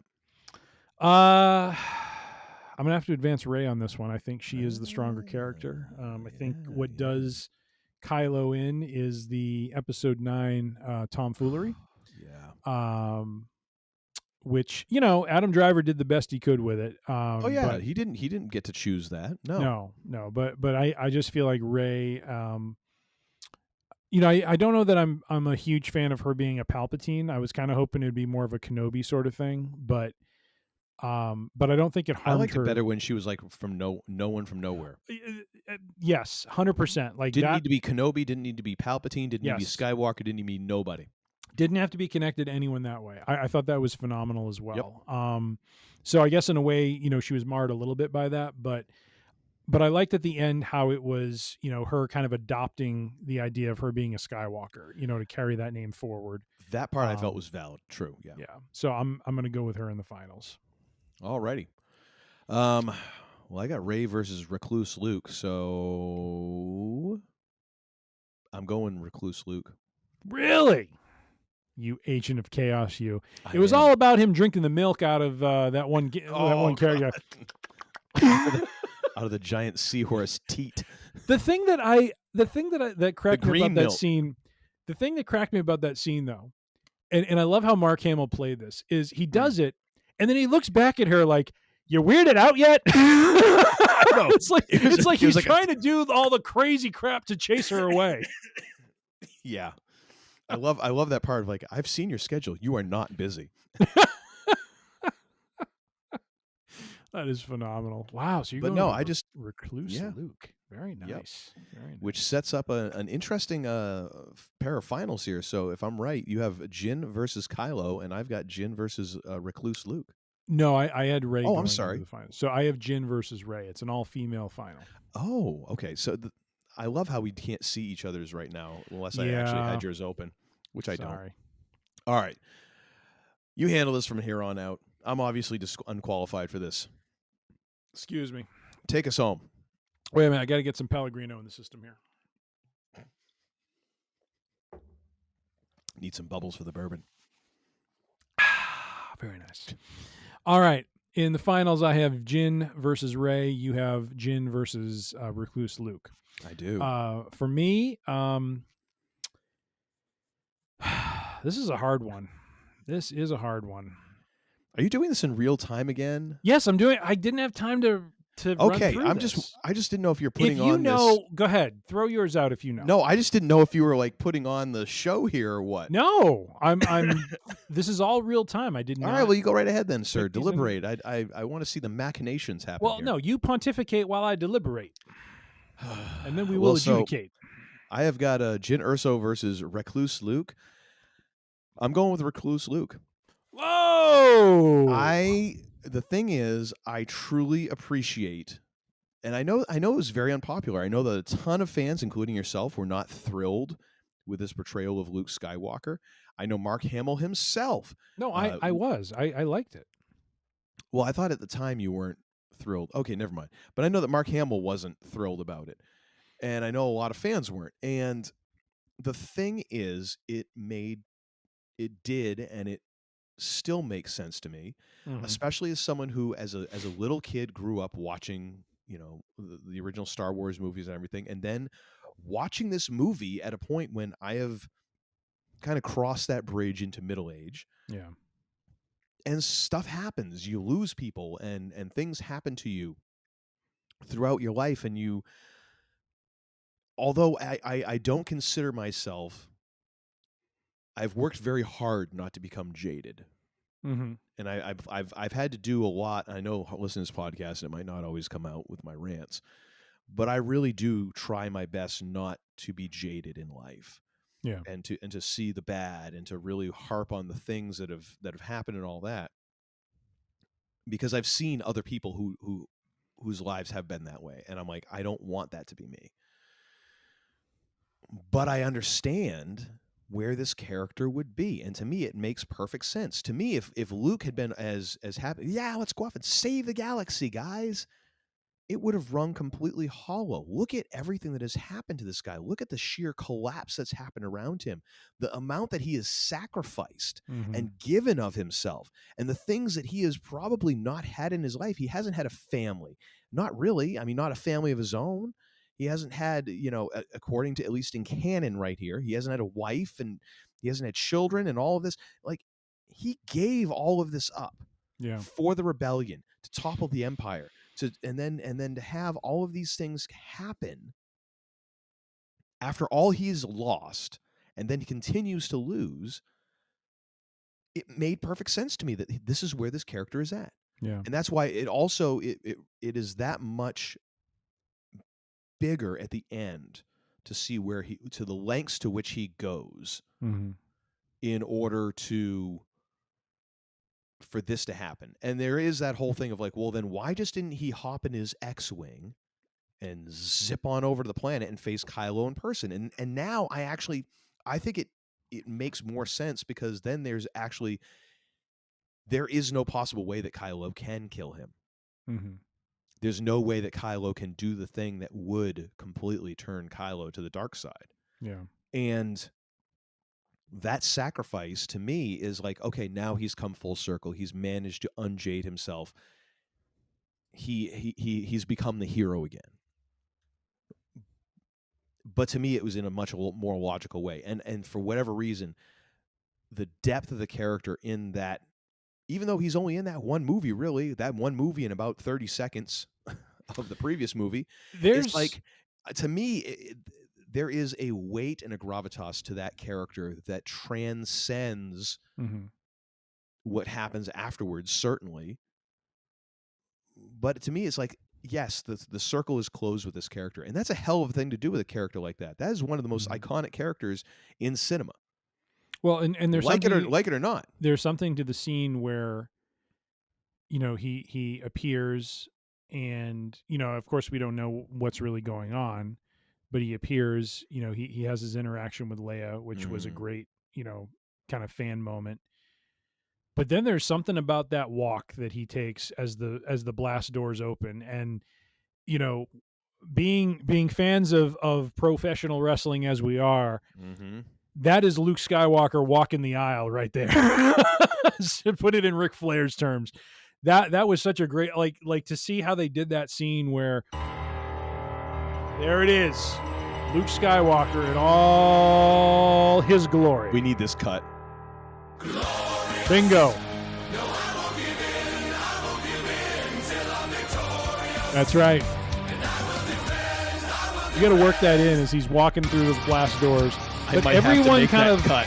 I might have to make that cut. Everyone comes together, like on the Resistance side, who's in that cave, and they're watching the legend walk out. And that to me is why, and it's a shame to me that there's so much angst over Last Jedi, because I feel like they did that character such a great service by giving him that moment.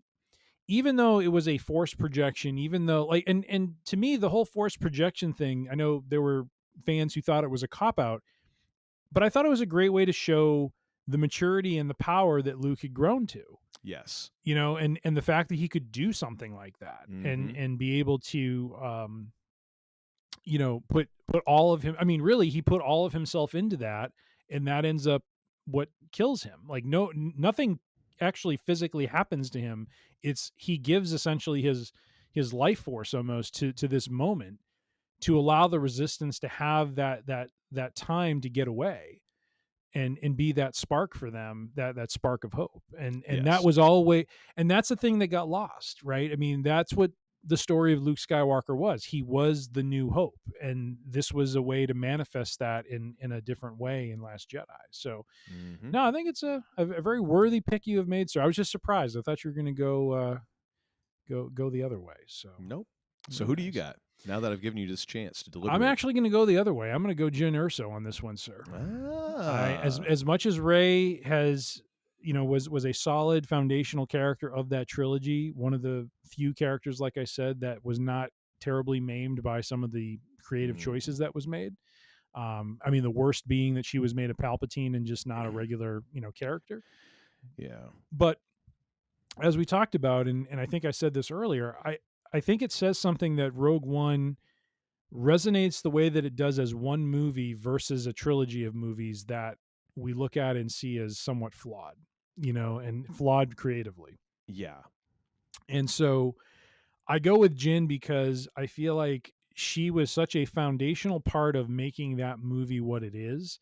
She embodied that new hope that eventually becomes what Luke is. And it was really the first movie where we saw the heroes, all of the heroes, sacrifice themselves. Oh yeah. Yep. And I saw this with my kids when they were, pretty much, they were in middle school, maybe just about beginning of high school. And, I think it was a real, I think it was interesting for them to see that sort of a movie from Star Wars, where it's always been the good guys kind of overcome, which they did in a way. So was there a moment when they're like, oh, Cassian Andor is so cool, and you're like, don't get too attached? Yeah, right. No, we saw it in the theater, so I couldn't really communicate a whole lot with them. But no, I got to go with Jyn Erso on this one. Coming out of this bracket, I think she is probably one of the strongest characters. Rey is a very close second, but I got to go with Jyn on this one. Very well. All right. Well, again, we've got some different things going on here in our regions. We do. This will be an interesting Final Four. Hey, it's no Sting and RoboCop, so Well, thank God for that. My God, RoboCop is coming down the aisle, and of course, if he punches anything, he's going to kill it. Well. But it's it's no Saw Gerrera and Borgullet. Borgullet will know. They will. RoboCop is crap. Anyways, now that we've tied that up, sir, what do you got for and another thing? So my and another thing, this is kind of a funny story. So we have a running joke about how I'm so behind the times when it comes to pop culture. But long time ago, I saw this trailer for this movie called Zero Charisma. Ooh, is this the Nia Jax story? No, but it could be adapted into that. No, this is a movie that I don't think it ever went into wide release, but it was kind of a darling in 2013 of some of the, I don't know what to call it, like the award circuit, like what are those like Cannes and some like the film festivals, film you know festivals, what I mean? Kind of an independent film.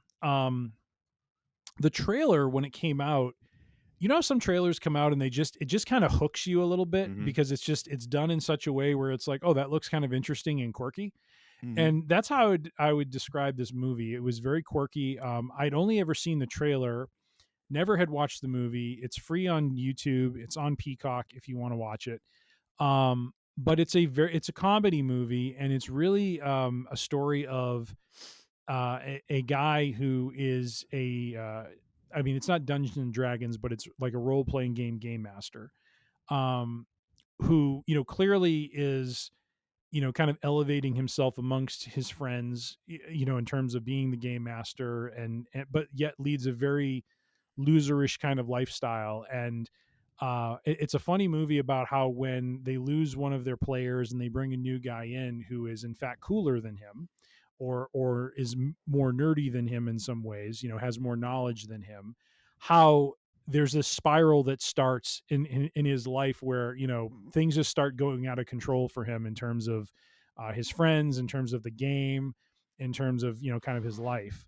And so it's a quirky movie. It's a funny movie, but it's one of those movies that has some heart to it as well. I think it was, one of the descriptions I read about it was it's kind of an empathetic view of how I think the world or a lot of culture views, folks who are into RPGs and that sort of thing as being very one-dimensional and one kind of person. And it gets into some depth behind what drives some of that desire to play in such a fantasy land and be in that sort of thought process as some of these folks are. And so it was cool for me because I went through a phase in college, my first couple of years when I was in school, I hooked into a group of friends who played RPGs, and and honestly, it was like probably one of the more fun times in my life. We had such a wonderful time doing it.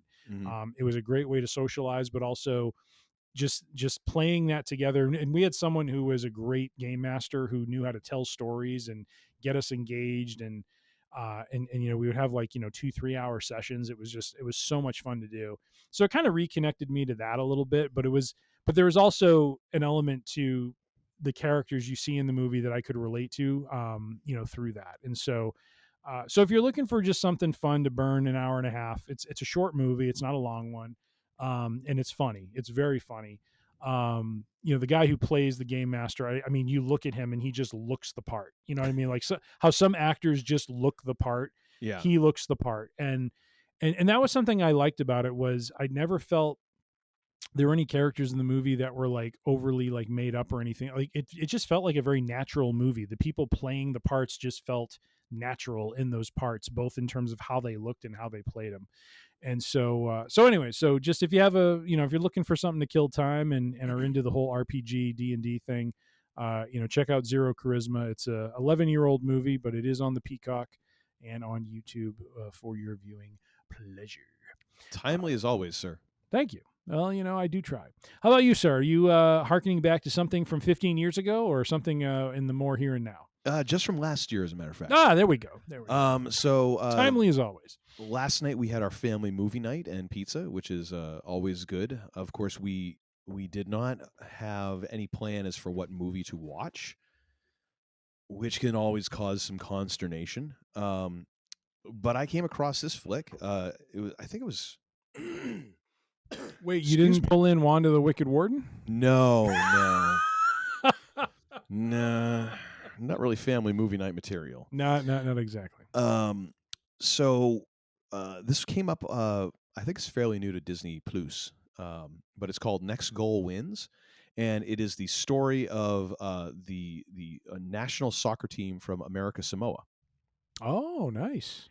And they are the team that apparently back in, like, I want to say 2001, 2004, something like that, got beat in a World Cup qualifying match 31-0. This is soccer, by the way. 31-0. Wow. Yeah. And so this stars Michael Fassbender. It's directed and written by Taika Waititi.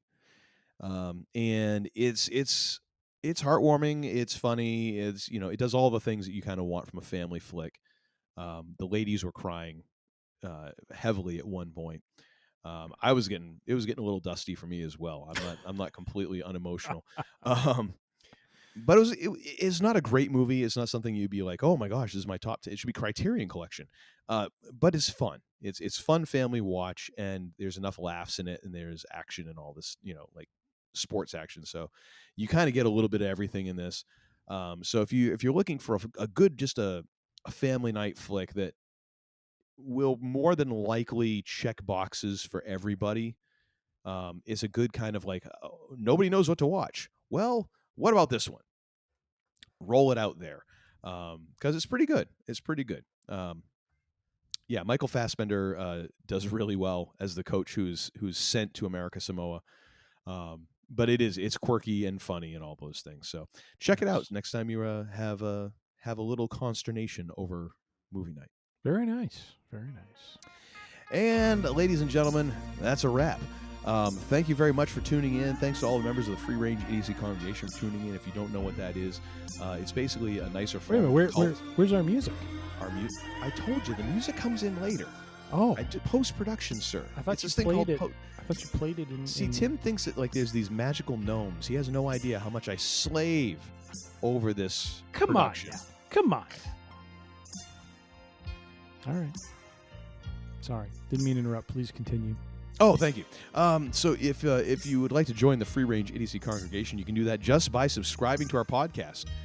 You can do that by going to freerangeidiocy.com. You have all of our episodes there. You can subscribe right through the Podbean app, or you can find us on podcast purveyors of your choice. We're on Apple Podcasts, Spotify, Pandora, whatever the hell Amazon's is called, Google Podcasts, all of those. Search for Free Range Idiocy. We'll be there. You can also find full episodes in full live living color on YouTube. You'll find us there at youtube.com/@freerangeidiocy. And you can also find us on the social medias, if in case that's your thing. We are on the Facebook. We are on the Instagram. We are, again, on the YouTubes. All of those are at Free Range Idiocy. And if you have any suggestions, thoughts, concerns, especially suggestions, actually, because quite honestly, we're running out of ideas, folks. We're scraping the bottom of the barrel. In fact, we're actually we've turned the barrel upside down, and we're scraping the bottom of that side of the barrel. Come on. That's where we're at right now. Not that bad. We're about ready to be talking about our top 10 gums at this point, I think, and debating like Juicy Fruit versus Double Mint. Bubblicious. Bubblicious. What do you like better, Bubblicious or Big League Chew? See, I gotta go with Big League Chew. It was just nice to have the pack and throw it in the pouch. Mouth. Oh, the pouch was key. The pouch was key. Teaching kids how to dip before. Gosh. That and like candy cigarettes. Like what? How did our generation make it this far? One year in Little League, I just remember between the candy cigarettes and the Big League Chew, we were pretty much, one step away from being a bunch of, ne'er-do-wells. So we're ne'er-do-wells. Oh my gosh.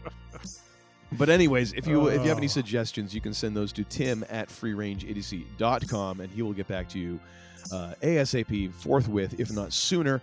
And now it's time for me to turn this over to the man who called it's getting late here on the East Coast, ladies and gentlemen. And my head cold is telling me it's time. What? Ma Watts says it's time. It's sleepy time. It's NyQuil time. But anyways, I'm going to turn this over to the man they call Tim, the less idiotic of the two idiots who run this show. The least sober. Well, there's that too. I'm just stuffed up. He's just stuffed.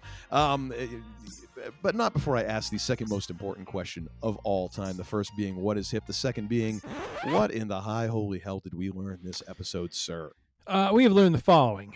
Good. We have learned that Star Wars is dedicating quite a bit of its resources toward the Project Necromancer storyline to make sure that Emperor Palpatine's comeback in Episode 9 is fully realized, story told, plot fully fleshed out.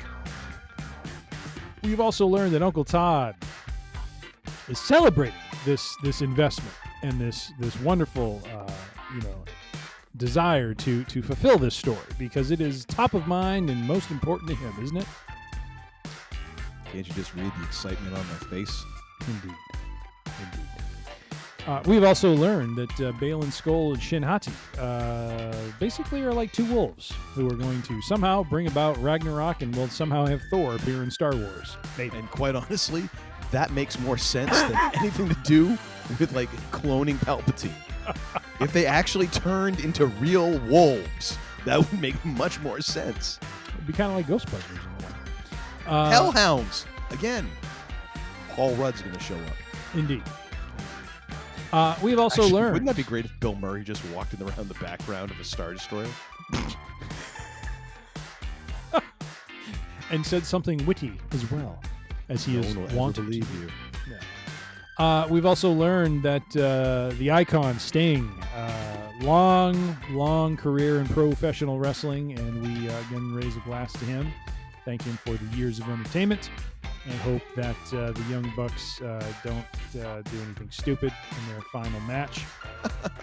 But I am probably wrong in that desire. We've also learned from our Star Wars Red 2 region that Uncle Todd is all in the bag for Recluse Luke, while I am all in the bag for Jyn Erso as the foundation of Red 1. We've also learned that Uncle Todd is definitely wanting a comeback of the Red 5. Book is not that far out of reach for me. I just need to reach over here, pull it out. We can have a couple questions, a little bit of points thrown out there. It'll be wonderful. He will be so thrilled. So thrilled. Yeah, we just need to move on now. We just need to move on. With all that being said, I again echo my compatriots' thanks for the listenership, as always. And as we like to wrap things up here at the range, be safe, be healthy, be kind, be good to one another. You don't have to go home, but you can't stay here. The range is closed until next time when we hit Region 3. It's like I picked the wrong week to quit drinking. I beg your pardon, what did you say? Damn! You're such a disappointing pair. I prayed so hard for you. Get out. And don't come back until you've redeemed yourselves. All right. Don't be lost when the time comes. For the day of the Lord cometh as a thief in the night.